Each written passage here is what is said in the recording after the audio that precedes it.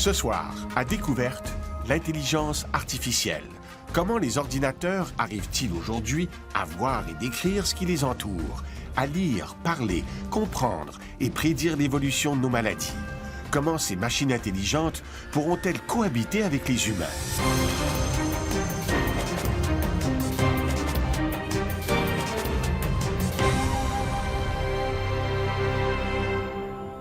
L'intelligence artificielle est sur une nouvelle lancée que rien ne semble pouvoir arrêter.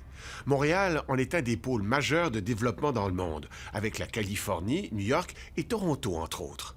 Cette quête de l'intelligence artificielle ne date pas d'hier, mais les nouvelles capacités d'apprendre des ordinateurs nous laissent croire que le rêve de développer des systèmes intelligents est maintenant possible. Les performances de l'intelligence artificielle font le tour du monde. Le sujet est sur toutes les lèvres. Ses promesses sont grandes. C'est quelque chose qui va changer notre monde, qui va apporter très probablement une nouvelle révolution industrielle. Elle a le potentiel de changer le monde du travail. Ça va probablement conduire à un déplacement de certains métiers. Donc certains métiers vont disparaître, d'autres vont apparaître. Depuis 5 ans, l'intelligence artificielle a fait des pas de géant. On est plus avancé que je n'aurais pu l'imaginer. Et c'est juste la pointe de l'iceberg, quelque chose qui est en train de changer. Que nous réserve cette nouvelle conquête de l'intelligence artificielle? Jeffrey Hinton. Dans le milieu, c'est une sommité. Son temps se partage aujourd'hui entre l'Université de Toronto, où il enseigne depuis des décennies, et Google, en Californie, où il collabore à la recherche. Avec ses complices Yann Lequin de Facebook et Yoshua Bengio de l'Université de Montréal, ils ont jeté les bases dans les années 80 et 90 de ce qui deviendra la nouvelle approche en intelligence artificielle. À cette époque, les systèmes qu'on qualifiait d'intelligents étaient limités dans leur capacité d'apprendre, simplement parce que certaines tâches étaient trop complexes à programmer. Voir, par exemple. L'autre option, c'était de voir comment notre cerveau s'y prend pour apprendre. Et ce qu'il fait, c'est qu'il ajuste la force des interconnexions entre ces milliards de neurones. Personne ne programme le cerveau. Il s'inspirait donc des principes du fonctionnement du cerveau humain pour créer des systèmes basés sur des réseaux de neurones. Le problème, c'est que ça ne fonctionnait pas comme prévu et on ne savait pas pourquoi. La réponse viendra 20 ans plus tard, autour de 2010. La croissance exponentielle des données et la qualité des processeurs graphiques feront toute la différence. Quand les données se sont multipliées et que la puissance de calcul a augmenté, ça s'est mis à fonctionner. La consécration de leur méthode vient en 2012. Le concours ImageNet met au défi des chercheurs du monde entier de développer un système intelligent, capable, entre autres, de classifier des milliers d'images différentes dans des centaines de catégories. Jeffrey Hinton et 2 de ses étudiants de l'Université de Toronto participent au concours. Leur système est basé sur les réseaux de neurones profonds. Le résultat déclasse leurs concurrents. Ils abaissent le taux d'erreur de 25 à 16 % d'un seul coup. C'est presque 2 fois moins d'erreurs. En moins d'1 an, c'est devenu le standard. Dans cette compétition-là, l'année d'après, pratiquement tous les compétiteurs utilisaient l'apprentissage profond. Du coup, les grandes compagnies comme Google, IBM, Amazon, Facebook se joignent aux universités déjà lancées dans la course au développement de l'intelligence artificielle. En 2013, Yann Lequin est embauché pour diriger la recherche en intelligence artificielle chez Facebook. Pour prédire des variables de bas niveau.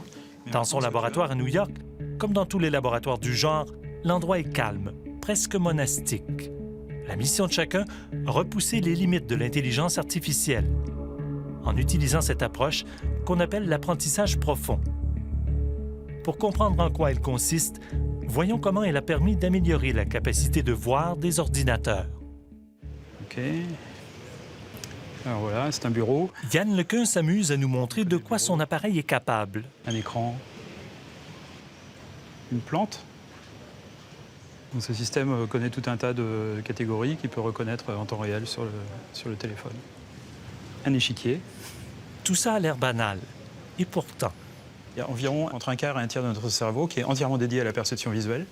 Ce que ça veut dire, c'est qu'en fait, c'est une tâche extrêmement compliquée pour notre cerveau que de voir. Et c'est très difficile pour les ordinateurs aussi. Difficile parce que l'ordinateur ne voit pas le monde comme nous. Il ne sait pas ce qu'est un humain, ne connaît pas le nom des objets, leur utilité, leurs relations. Il doit tout apprendre. Imaginez que vous soumettiez cette photo à l'ordinateur. Ce qu'il perçoit, ce sont des valeurs numériques qui correspondent à la luminosité de chaque pixel de l'image. Pour l'ordinateur, c'est disons 3 millions de données, des chiffres et rien d'autre. Vous avez 3 millions de chiffres et vous devez convertir ça pour que la réponse soit 2 enfants jouent au frisbee. Demandez-vous, si je devais écrire une formule pour arriver à ça, qu'est-ce que ce serait? C'est un problème difficile. Et pourtant, voir, c'est si évident pour un humain. Les chercheurs vont s'inspirer de la façon dont on apprend, à partir d'exemples. Quand on est enfant, on observe, on nous montre et on nous nomme les choses pour qu'on apprenne à les distinguer. On fera la même chose avec l'ordinateur. On lui donne des exemples de ce qu'il devrait faire, de qu'est-ce qui est dans l'image. Et si on lui donne suffisamment d'exemples et qu'on utilise ces fameux algorithmes d'apprentissage, incluant l'apprentissage profond, et là, il est capable de développer sa propre compréhension intuitive de ce sur quoi il a été entraîné. Supposons qu'on veuille apprendre à un ordinateur à identifier un chien. Le problème, c'est qu'il y a une grande variété de chiens, de taille, de position. On peut les voir en entier ou en partie. Comment l'ordinateur pourra-t-il s'y retrouver? Alors ce qu'on fait, c'est que on se repose sur le fait que les données naturelles, les images en particulier, ont une propriété qu'on appelle compositionnalité. C'est un mot un petit peu savant, mais ce que ça veut dire, c'est que les objets, en fait, sont constitués de parties. Les parties de ces objets sont constituées de motifs, et ces motifs sont constitués de petites formes très simples, etc. Pour que l'ordinateur puisse apprendre à reconnaître un objet, on doit d'abord l'entraîner. Si on reprend notre exemple du chien, on lui soumet en phase d'apprentissage des milliers d'images, toutes étiquetées où on lui dit « Ceci est un chien ». L'ordinateur analyse toutes les images à travers ses algorithmes d'apprentissage qui forment un réseau de neurones artificiels disposés en couches. Les premières extraient des motifs simples, les dernières des motifs plus complexes. Quand la machine s'entraîne, elle découvre elle-même, automatiquement, ces motifs et ces concepts intermédiaires qui sont nécessaires pour la reconnaissance de bout en bout. Une fois que l'ordinateur a trouvé sa stratégie pour reconnaître un chien, il sera capable d'en repérer un dans une image qu'il n'a jamais vue auparavant. Le système devra aussi apprendre à repérer dans l'image où se trouve l'ensemble des objets qu'on lui a appris à reconnaître. Il devra aussi apprendre à détecter les contours de chaque objet. C'est cette idée de construire ces systèmes à plusieurs couches qu'on appelle l'apprentissage profond ou deep learning en anglais. Et c'est ça qui a fait secret, en fait, ce qui fait que maintenant on entend parler de voitures autonomes et d'intelligence artificielle. C'est cette raison-là. La vie, bien sûr, ne se résume pas aux images fixes. La vie est en mouvement. Tout bouge autour de nous. Et le défi de la vision par ordinateur, c'est aussi de décoder et d'interpréter toutes ces scènes dynamiques. Pour le bon fonctionnement d'un véhicule autonome, on comprend vite que la qualité de la vision est primordiale. Raquel Hurtasun de l'Université de Toronto se spécialise dans la vision des véhicules autonomes. Christopher Pal, lui, est professeur et chercheur à Polytechnique Montréal. Il s'intéresse au décodage des images vidéo grâce aux méthodes d'apprentissage profond. Dans ce cas-ci, au-delà de classifier et de détecter les objets, les systèmes intelligents doivent apprendre à décoder la relation entre les objets. Christopher nous en donne un exemple à l'aide de cette vidéo utilisée durant leurs travaux. L'ordinateur devait décrire la scène. Ici, on a un singe, on a un chien, mais l'aspect subtil, c'est l'interaction entre les deux. It's a monkey teasing a dog's leg. Donc, il y a une interaction avec une partie du chien. Et l'interaction, c'est pas comme un mot typique, c'est comme un mot relativement avancé. Donc il joue, hein, teasing, c'est jouer un peu, il agace. Oui.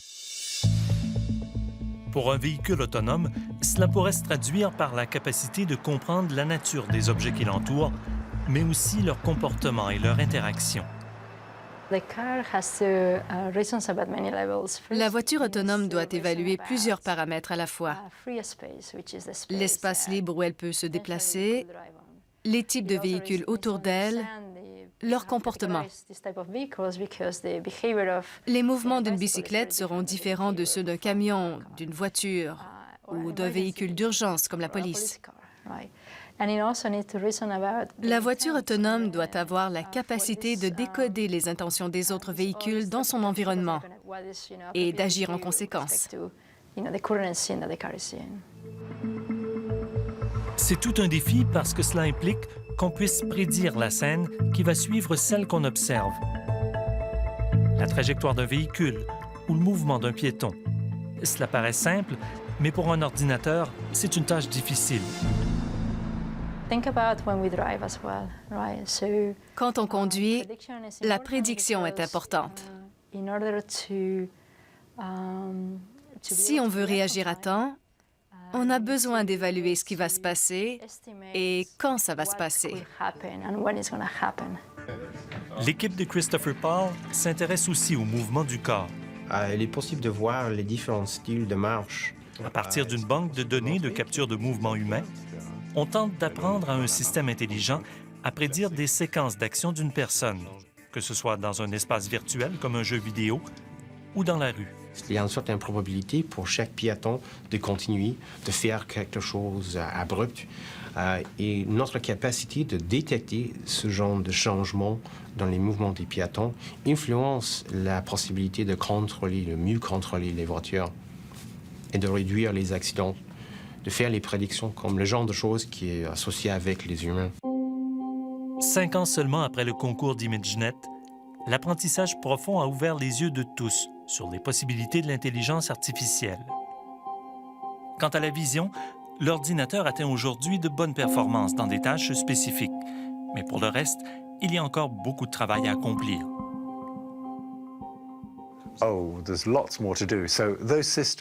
Il y a encore beaucoup à faire. Les systèmes ne cherchent pas toujours, par exemple, à analyser l'ensemble des éléments de l'image pour s'assurer qu'ils soient cohérents. Ils le font un peu, mais pas aussi bien que nous. Et encore, la vision, ce n'est qu'une des aptitudes à maîtriser pour gagner en intelligence. I'm Siri, but enough about me. How can I help you? Il faut aussi que les ordinateurs apprennent à parler, à communiquer et à comprendre ce qu'on leur dit.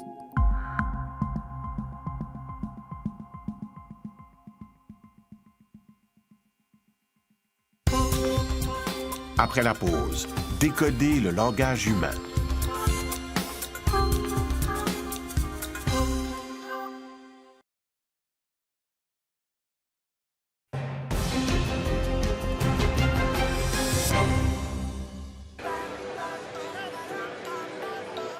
Janvier 2017, Las Vegas accueille le Consumer Electronics Show, le grand rendez-vous du gadget.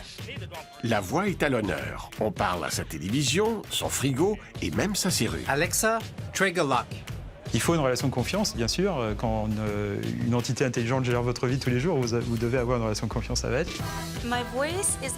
Dans nos téléphones, nos voitures et bientôt nos cuisines, les assistants virtuels envahissent notre vie avec la promesse de la simplifier. Si on veut qu'un ordinateur nous appuie dans nos tâches quotidiennes, c'est plus simple d'utiliser notre voix qu'un clavier. Appelez maison. Le langage devient l'interface entre l'ordinateur et nous. Ça va changer complètement la manière dont on interagit avec les machines. En plein cœur de Montréal se trouve un des artisans de cette révolution. Nuance Communication est un des chefs de file en reconnaissance vocale. Ça fait 20-25 ans qu'on tente de parler à des gadgets. Mais là, finalement, la reconnaissance de la parole la technologie, elle évolue tellement, elle est mature. Pour Richard Lajoie, décoder la parole, c'est mission accomplie. On a des taux d'erreur maintenant qui nous permettent de dialoguer et de poursuivre des transactions sans aucun problème. On est rendu là.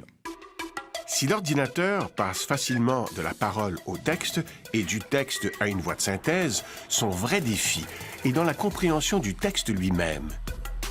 Il faut maîtriser un vocabulaire, comprendre l'intention, poser des questions.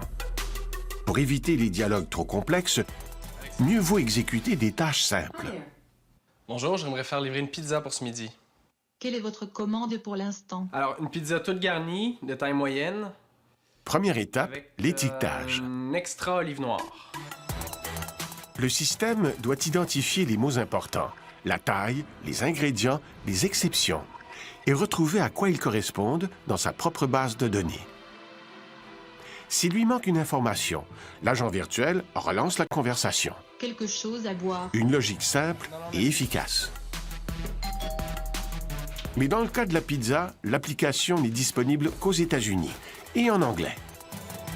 Je voudrais connaître le solde de mon compte épargne. Du monde bancaire au transport aérien, certains agents virtuels travaillent en français.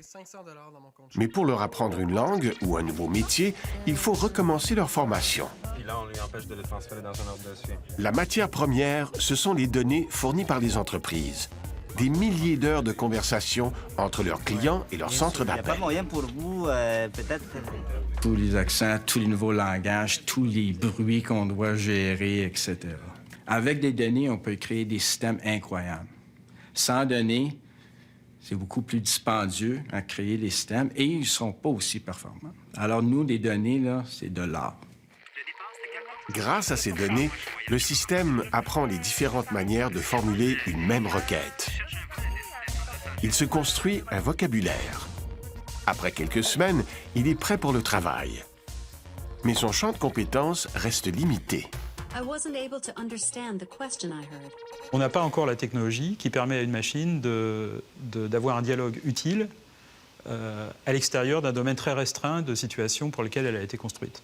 Si on sort de ce cadre, elles vont répondre par une pirouette parce que une blague ou quelque chose pour donner l'impression d'être utile, mais en fait, elles ne savent pas comment gérer la situation. Pour aider l'ordinateur à se rendre plus utile, il faut approfondir sa compréhension du langage. Dans les laboratoires de Facebook à New York, l'histoire commence par « Il était une fois ». Antoine Borde et son équipe ont entraîné leur système à deviner quels mots ont été enlevés dans des histoires pour enfants. Ce que vous voyez ici, c'est un extrait du livre de la jungle. Le test peut sembler enfantin, mais pour le réussir, l'algorithme doit analyser le contexte entourant les mots et apprendre de lui-même à faire certains raisonnements. Et normalement, le mot est capable d'être retrouvé si on regarde les 10 ou 15 phrases précédentes. Donc on regarde si la machine est capable de faire ce jeu d'association pour essayer de trouver que tel pronom correspond à tel personnage, ou alors que en fait, deux personnes ne peuvent pas se parler si elles ne sont pas dans la même pièce. Avec le bon entraînement, un ordinateur peut donc manier des concepts simples, comme les personnages, les lieux ou le passage du temps. Alors, peut-on dire qu'il comprend? Quand je dis compréhension, c'est souvent un peu un terme assez fort.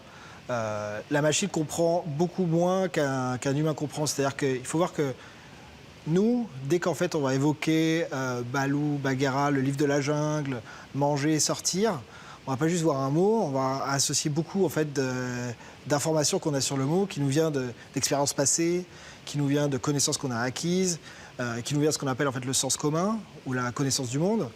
Ça, la machine n'en a pas du tout. Pour contourner le problème, l'entreprise montréalaise Malouba veut familiariser la machine avec notre quotidien. Ce qu'on veut faire, c'est qu'on veut vraiment construire des algorithmes qui puissent faire du question answering, donc de la réponse aux questions. Et pour faire ça, il nous faut des données, des jeux de données qui ressemblent plus à des situations réelles, où on peut avoir des articles CNN. Ici, on va voir que ça, c'est un article vraiment très long. En utilisant des textes de nouvelles, la petite équipe a créé plus de 100 000 questions-réponses écrites et validées par des humains. Donc, par exemple, si on va savoir comment l'argent a été transféré. L'objectif d'Alessandro Sordoni, c'est de vous éviter de lire un texte entier, comme cet article concernant un transfert d'argent vers l'Iran. fait, la réponse. L'algorithme doit regarder au-delà des mots-clés pour dénicher sa réponse. En fait, la réponse ne va pas contenir des mots-clés comme transférer. Et donc, l'algorithme, il faut qu'il fasse justement des ponts sémantiques entre transférer et le fait que l'argent a été justement envoyé par avion. Faire des ponts entre les idées. Cette prouesse a attiré l'attention de Microsoft, qui a récemment acheté Maluba. Pour les chercheurs, c'est un moyen de poursuivre leur rêve, celui d'une véritable intelligence artificielle. S'il lit un texte d'échecs, il ne sait pas jouer aux échecs, bah justement, pourquoi pas? Je veux dire, pourquoi pas? Pourquoi pas arriver à construire un algorithme qui peut apprendre par le langage et dont nous, les humains, on peut lui apprendre par le langage. Donc ça, c'est sûr que c'est une étape importante. Un peu le but un peu de Maluba, c'est un peu construire une machine érudite, qui sait en quelque sorte utiliser toute la connaissance qu'on a écrite. En 5 ans, grâce à l'apprentissage profond, la compréhension du langage a fait des bonds de géants. View notes. La reconnaissance vocale aujourd'hui est incroyable et les outils de traduction développés par Google et le laboratoire de Yoshua Bengio sont très efficaces. On progresse beaucoup plus vite que je ne l'aurais cru. Ça commence à fonctionner, mais c'est juste les balbutiements. Donc, je pense que c'est un domaine, là, tout ce qui est langage naturel, où on commence à voir des percées, mais il y a encore beaucoup plus devant nous que derrière. Car devant nous, il y a la multiplication des données. L'humanité publie chaque jour des milliards de messages, de photos, de vidéos, d'articles scientifiques. Pour l'intelligence artificielle, c'est une mine d'or à exploiter.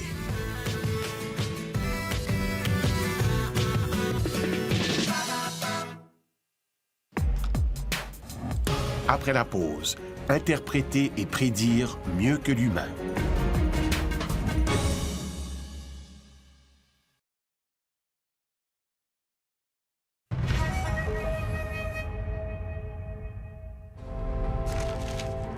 On lui fournit des décennies d'images de haute couture et l'intelligence artificielle inspire les créateurs en leur proposant des couleurs, des formes et des textures.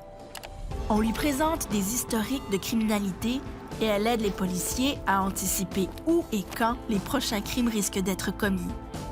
Elle suggère à des compositeurs des rythmes, des mélodies et des paroles. On est maintenant assis sur une quantité d'informations énorme qui transite dans nos systèmes et il faut pouvoir l'interpréter. Je pense qu'on devrait s'intéresser à l'intelligence artificielle. Ça peut justement être l'élément qui nous permet de tirer avantage des données, qui nous permet, par exemple, d'utiliser les données pour pouvoir prédire ce qui va arriver dans le futur. Les machines voient mieux et comprennent mieux le langage. Et surtout, elles apprennent.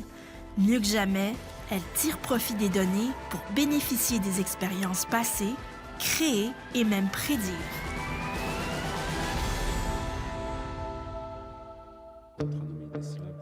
Éliminer une embolie pulmonaire, point. Recherche de maladies métastatiques, point.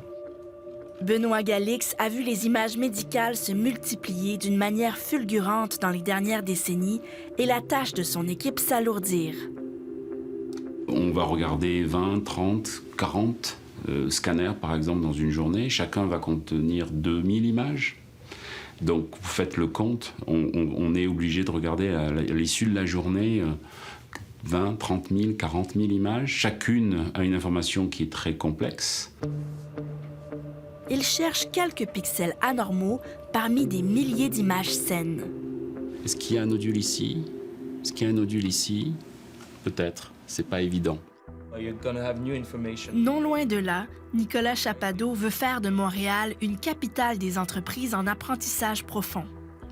Il a notamment cofondé Imagia. On y forme des logiciels à repérer des lésions au cerveau, aux poumons, au sein, au foie, au côlon. En développement depuis seulement 2 ans, il rivalise déjà avec les meilleurs radiologues. Des nodules aux poumons étaient si subtils que les 2/3 des radiologues ne les ont pas décelés. Le logiciel les trouve dans 95% des cas.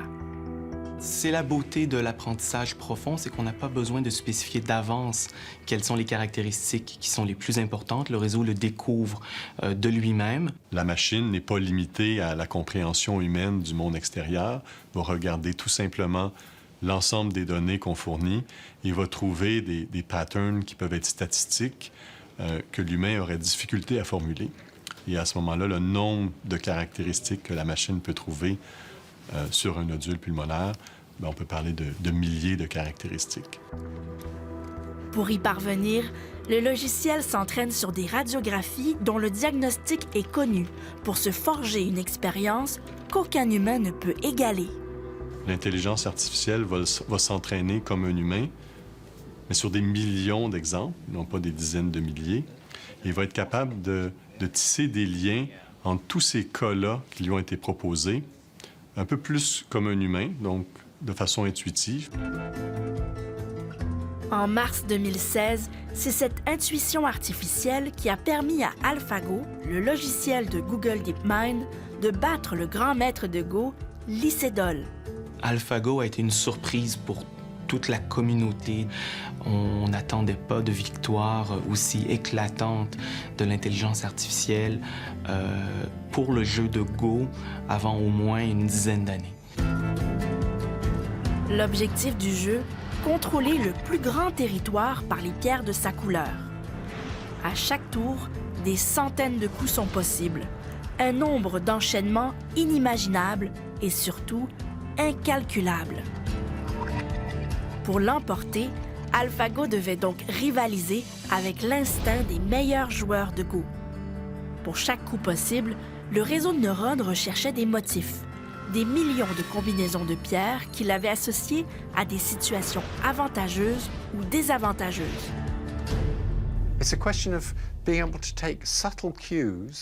L'intelligence artificielle saisit des indices subtils qui révèlent une issue de manière probabiliste. L'humain a besoin de beaucoup d'expérience pour lier ces indices à ces issues, alors qu'un ordinateur peut digérer de gigantesques quantités de données et découvrir ces relations. En comprenant les tendances passées, il devient alors possible de prédire. Prédire le futur d'une tumeur, par exemple, à partir d'un seul scan. Comme AlphaGo, le logiciel d'Imagia peut ainsi déterminer si un nodule au poumon est malin 2 ans avant tout radiologue, avec un taux de confiance de 90 %. C'est de trouver à une taille minimale, avec des critères très très précoces, de dire dès le départ, eh bien, la probabilité qu'un nodule qui a cette forme, je ne peux même pas moi l'avoir, c'est des informations qui ne sont pas forcément visibles dans l'image, hein. La probabilité qu'elle soit maligne est élevée. Ici, au Centre universitaire de santé McGill, la banque contient plus de 200 millions d'images, une des plus vieilles en Amérique du Nord. Pour Imagia, des données d'entraînement comme celle-ci permettront de décupler les capacités de prédiction de l'intelligence artificielle. Donc, ce qu'on regarde avec toutes les caractéristiques que peut extraire l'intelligence artificielle, c'est qu'on pourrait aller un peu plus loin que constater un fait. On pourrait prévoir, justement, qu'est-ce qui va se passer en termes de résistance, quel traitement on devrait appliquer à ce patient-là, quelle mutation génétique ce patient-là a potentiellement. L'intelligence artificielle prendra toute sa force dans les domaines où on accumule beaucoup de données, comme en sciences, par exemple.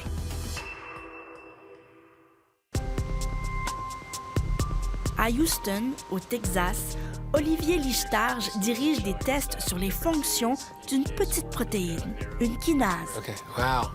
Which figure is that? Un essai suggéré par un logiciel d'IBM. Et c'est en 2011 que l'idée lui est venue.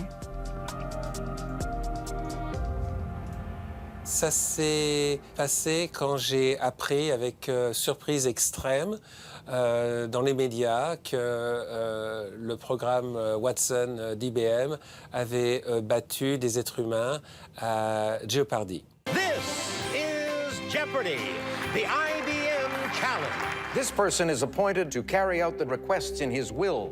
Watson. What is executor? Right. Same category, 1600. Answer, very double. La force de Watson, trouver des réponses dans de vastes quantités de textes, des millions de pages d'encyclopédies et d'articles médiatiques. Now we come to Watson, who is Bram Stoker. Donc l'idée au départ, c'était de voir si on pouvait adapter Watson à la biologie moléculaire et si l'adaptation était assez bonne pour pouvoir faire des prédictions qui ensuite s'avéraient être vraies du point de vue dans le laboratoire expérimental. En sciences, il se publie au moins 2 millions d'articles par année. Olivier Lichtarge croit que Watson peut l'aider à analyser cette masse d'informations. Il contacte IBM. Au début, j'étais très sceptique. Watson avait été créé pour répondre à des questions simples. Il n'avait pas été conçu pour être un scientifique. L'idée me semblait un peu farfelue. Scott Spangler et Olivier Lichtarge initient alors Watson à la biologie. Ils se concentrent sur une petite protéine, la P53, une des plus étudiées en cancérologie. C'est la gardienne du bon fonctionnement des cellules et dans plus de la moitié des cancers, elle est déréglée. Leur idée, trouver des protéines qui affectent P53 à travers 24 millions de publications scientifiques. Ça veut dire que lire 24 millions de textes, même de façon relativement superficielle, ça donne un point de vue sur les connaissances que moi, je ne peux pas acquérir en lisant en profondeur 5 à 10 papiers par jour. Pour tester Watson, les chercheurs lui fournissent seulement les publications scientifiques précédant 2003. Watson a alors anticipé presque toutes les kinases découvertes par les biologistes après 2003. En 30 ans, 28 kinases ont été découvertes, soit environ une kinase par année. C'est la somme d'une décennie de recherche de la part de tous les biologistes dans le monde. En quelque sorte, Watson a reproduit ça en quelques semaines. Et il a même prédit de nouvelles kinases, pas encore découvertes. Les essais en laboratoire le confirment. 2 des nouvelles kinases proposées par Watson semblent agir sur P53. Vous ressentez ce « aha », ce chatouillement dans les chines et vous pensez « waouh, j'ai trouvé quelque chose ». Je n'arrivais pas à croire que Watson pouvait voir ça. J'ai alors réalisé que nous détenions quelque chose, un outil puissant, capable de lire la littérature et voir au-delà de ce qui était écrit. Watson fait à présent de la recherche en génomique, en neurosciences, en pharmacologie. Il aide aussi les oncologues à choisir les meilleurs traitements. Et chez Imagia, un premier logiciel d'aide à la détection de cancer du poumon vient d'être soumis à Santé Canada. Est-ce qu'il y aura un basculement, un changement de pratique total? Ça ne sera pas d'un coup, ça sera progressif. Mais il est clair que mes résidents aujourd'hui qui commencent la radiologie, moi je l'ai commencé il y a 25 ans, ne feront pas le même métier dans 15 ans que celui que nous faisons aujourd'hui. Cette nouvelle intelligence est capable de prouesses, mais encore dans des tâches très spécifiques. C'est important de la qualifier d'artificielle et de très étroite. C'est-à-dire qu'on développe des outils mathématiques qui exhibent les propriétés d'une intelligence dans un domaine très, très pointu. On ne parle pas du tout d'une intelligence générale qui serait aussi à l'aise à examiner un scan en radiologie, à conduire une voiture, à éduquer un enfant. On parle d'aspects très, très étroits de l'intelligence. Mais oui, je crois qu'on peut parler d'intelligence.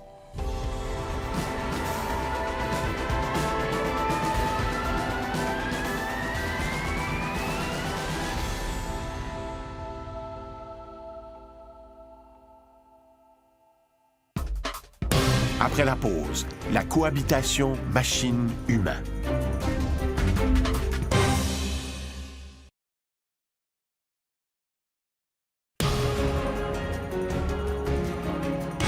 Le célèbre astrophysicien Stephen Hawking a déjà affirmé que l'intelligence artificielle pourrait être la pire erreur de l'humanité.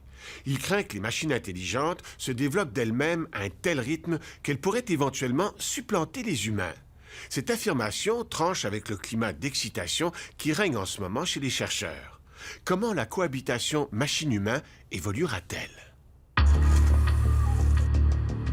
Le mariage entre la robotique et l'intelligence artificielle pose une menace sur l'emploi. Qui d'entre nous sera le plus touché? Je pense que l'intelligence artificielle va être utilisée dans beaucoup de domaines qui couvrent des emplois des gens très manuels jusqu'à des emplois comme le radiologiste, qui sont des gens très, très éduqués. C'est clair que dans les décennies passées, si on regarde l'effet de l'automatisation, c'est plus les emplois les moins bien payés qui en souffrent le plus. Et ça risque de continuer. Ce qui fait que c'est peut-être un petit peu différent par le passé est dû à l'accélération du progrès technologique, vu qu'on est sur une espèce de courbe exponentielle de progrès. Et donc, ça devient de plus en plus difficile, en fait, au niveau des transformations de la société, de gérer ça, parce que les gens ne changent pas aussi vite que la technologie autour d'eux. Il y a une question dont on parle moins, c'est la question de l'utilisation de l'intelligence artificielle pour manipuler les gens. C'est déjà le cas, par exemple, que la publicité nous manipule, mais ça risque de l'être encore plus au fur et à mesure que l'ordinateur a plus d'informations sur nous et puis est plus fort dans son intelligence. On n'arrête pas le développement technologique. Il va se poursuivre coûte que coûte. Mais il faut qu'il soit encadré par les gouvernements, qui, eux, doivent veiller au bien-être de tous. Plus performant, plus intelligent, l'ordinateur éclipsera les capacités intellectuelles de l'humain. Alors, que nous restera-t-il? Quelle sera notre expertise face à l'intelligence artificielle?